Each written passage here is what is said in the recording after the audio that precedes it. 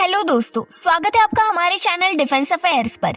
दोस्तों, चाइना के बढ़ते मैरीटाइम एम्बिशंस को देखते हुए कई देशों ने डिफेंस और सिक्योरिटी को लेकर अपने बजट के एलोकेशन को और ज्यादा बढ़ा दिया है और इसमें सबसे पहला नाम जापान का आता है, जो कि अब अपने डिफेंस और सिक्योरिटी को लेकर बनाई गई रिजिड पॉलिसी को चेंज करने में लगा हुआ है। दोस्तों, आपको बता दें कि एटॉमिक बॉम्ब के डिस्ट्रक्शन के बाद बड़े लेवल पर जापान में रह रहे लोगों की फिजिकल हेल्थ इम्पैक्ट हुई थी। वहीं अपनी पोस्ट वॉर एरा को लेकर जापान ने बहुत बड़े बड़े चैलेंजेस भी फेस किए हैं और जापान को इस तरह की सिचुएशन फिर से ना फेस करनी पड़े, इसीलिए उसने डिफेंस और सिक्योरिटी पर बहुत ही मिनिमल बजट स्पेंड करने की पॉलिसी को बनाया था। Recently elected Japanese prime minister Kishida ने अब एक डिफेंसिव और ऑफेंसिव अप्रोच को चूज किया है और अपने कॉन्स्टिट्यूशन में एक रेवोल्यूशनरी बजट लाने का फैसला किया है।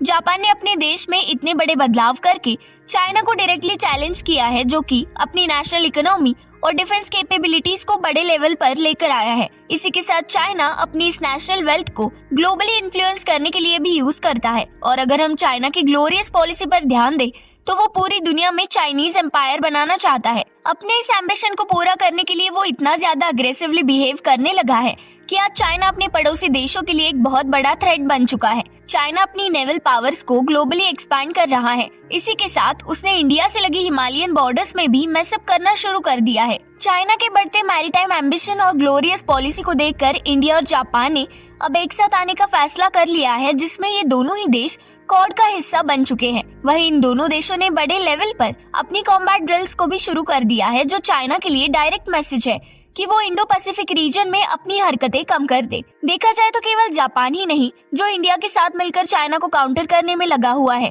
अब इंडो पैसिफिक रीजन की सभी कंट्रीज एक साथ मिलकर चाइना को काउंटर करने में लगी है, जिसमें Philippines, Australia, Myanmar, Japan, south Korea जैसी कंट्रीज शामिल है, जो चाइना के बढ़ते इन्फ्लुएंस को कम करने में लगी हुई है। दोस्तों, इस बारे में आपकी क्या राय है, जरूर बताइए और ऐसी नई वीडियोस के लिए चैनल को लाइक, शेयर और सब्सक्राइब करना मत भूलिए।